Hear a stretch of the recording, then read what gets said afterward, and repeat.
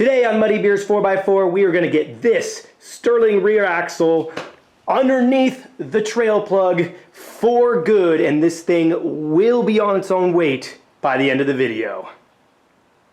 Well, at least in the rear.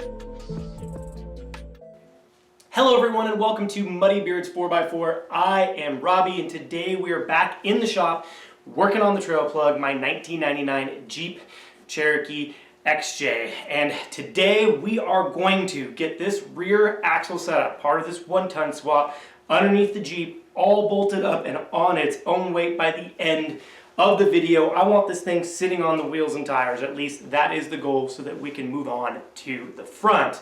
Now I have, since the last time I saw you, finished welding everything here for the rear suspension and the rear axle setup, got everything painted and rolled up underneath the vehicle. The 4-link all bolted up and looking good. This thing looks awesome and I cannot wait to try it out on the trail.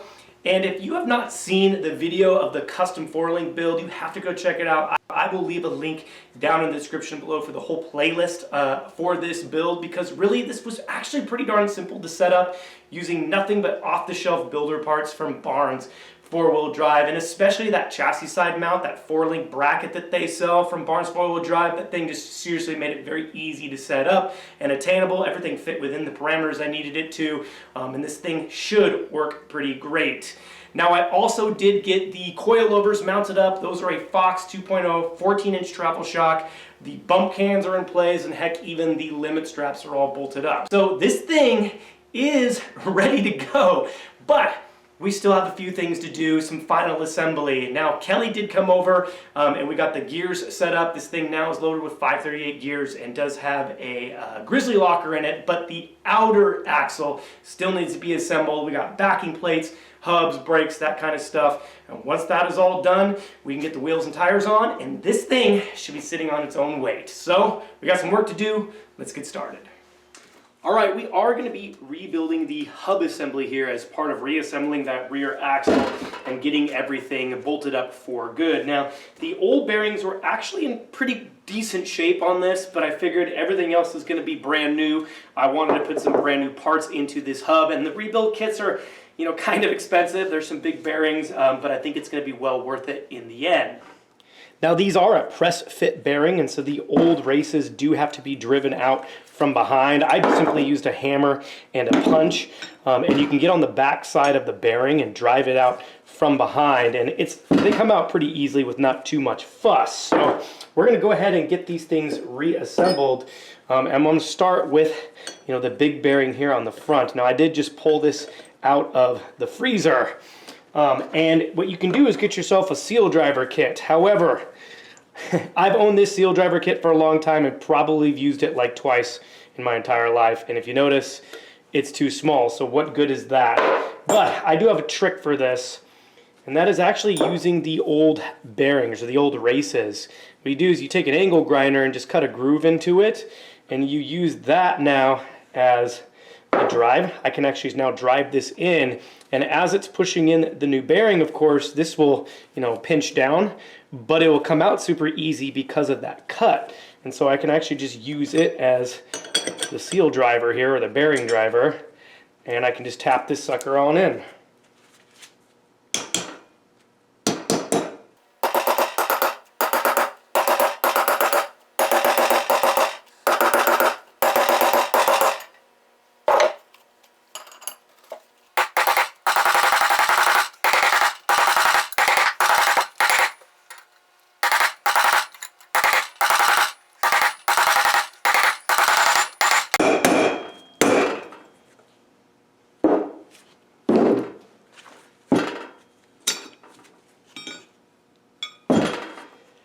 So you know it's seated when you can hear it clearly change sound. I mean, you can tell when it's seated, and again, that just pops right out. So I'm gonna go ahead and do that on the other side as well with the little bit smaller race here.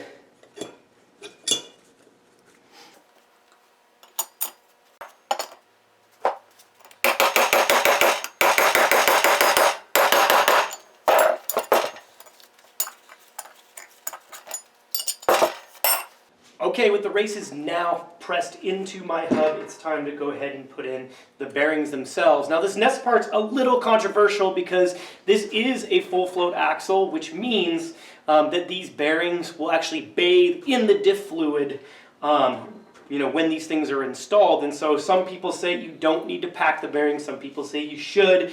I'm going to go ahead and pack them. Worst case scenario, it taints the diff fluid, but you know what, I'm going to be changing that out pretty much right away after the first run because I'm going to be breaking in the gears. So I'm not worried about it, and I think I'd much rather have a little bit of grease on there. So the first time I use these things, they're nice and lubricated.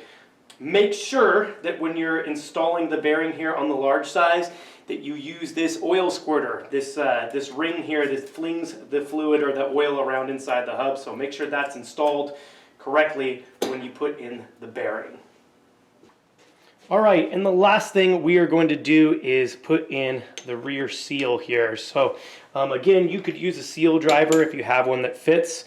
You could use a block of wood, anything like that, just to make sure that it is going down even.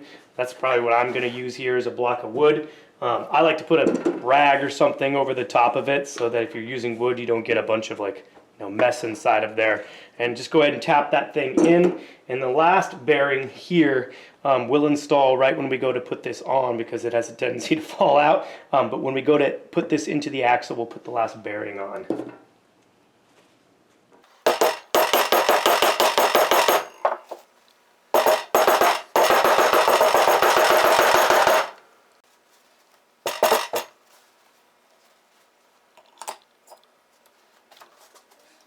All right, with our hub now freshly loaded up with some brand new bearings and seals, it is time to install this.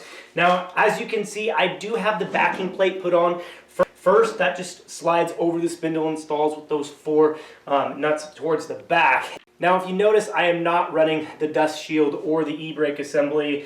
I was actually missing all that on one side of this axle when I got it from the junkyard, and then the other side, which is in terrible shape. The dust shield was all bent up, and the e-brake stuff was all rusted out in bad shape. So I just removed it, and I know I do want an e-brake assembly, so I think I will eventually figure all that out and put this on. For now, I'm just going to go ahead and get this thing installed. So the hub just simply slides over the spindle. Make sure that you don't lose any of the bearings as you do, and make sure the thing is fully seated when you press it on.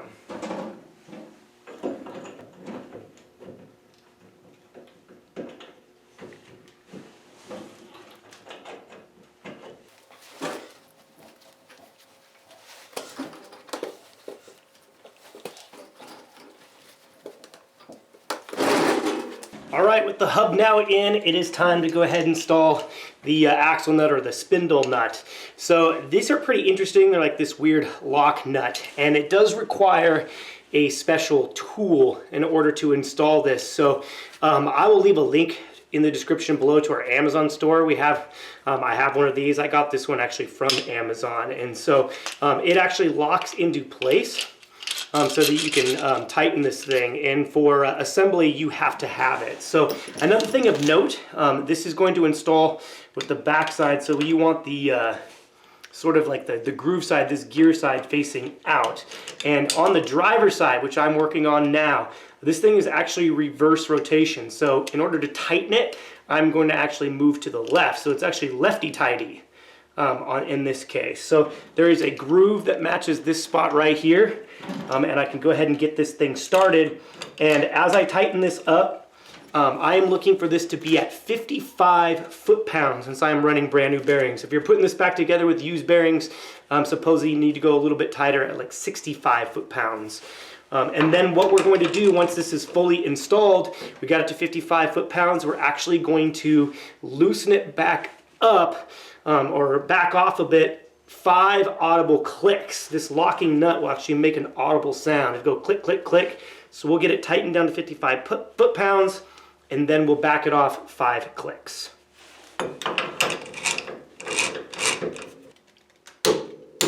All right, so we've now reached torque. So I'm going to go ahead and back it off here, 5 clicks.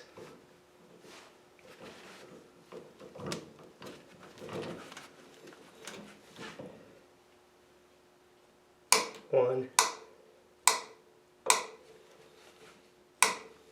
There's 5 clicks, so that should be good. With the hub now installed and assembled, it is time to put in our axle shafts. So I am actually reusing the factory axle shafts. They are a big, beefy 35 spline shafts. So I'm gonna go as far as I can with these. If I end up having problems, I can always upgrade. But for me, just trying to save a little money, I'm gonna use stock. Now, once we get this installed, we're gonna put in the bolts here.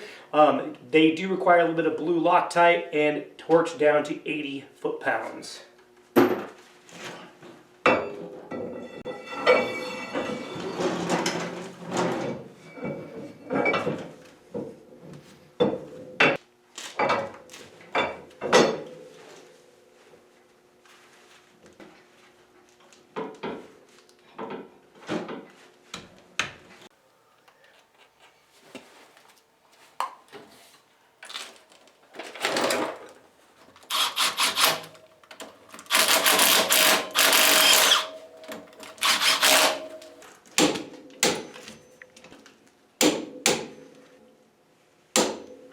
All right, with the axle shaft now installed and torqued, it's time to do the last thing before we get the wheels and tires mounted, and that's our brakes. So I went ahead and bought a kit from Powerstop brakes.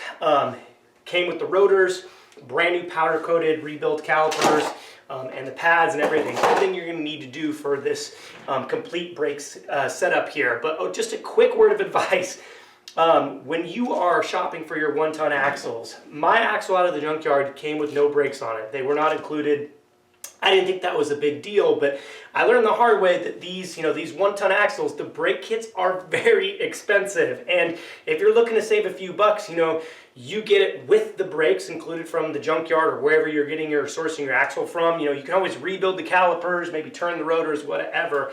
But at the very least, if you have the factory calipers, most of these companies want a core charge. When you're buying calipers from them, that can save you quite a bit of money, and you can turn in those factory calipers. And since I didn't have any, I didn't have a core charge to return. And so I think this kit ended up costing me like an extra 150 bucks because I didn't have the calipers. So that cheap junkyard axle ended up costing me a little bit more money because I didn't have the brakes. So when you're looking for yours, if you can find the right one, make sure you get brakes on it because it might end up saving you a little bit of money. But this is a pretty easy process. We're just going to get this thing put on, get the pads loaded up, and get these calipers loaded on and hooked up. Then we should be able to fit the wheels and tires under this thing.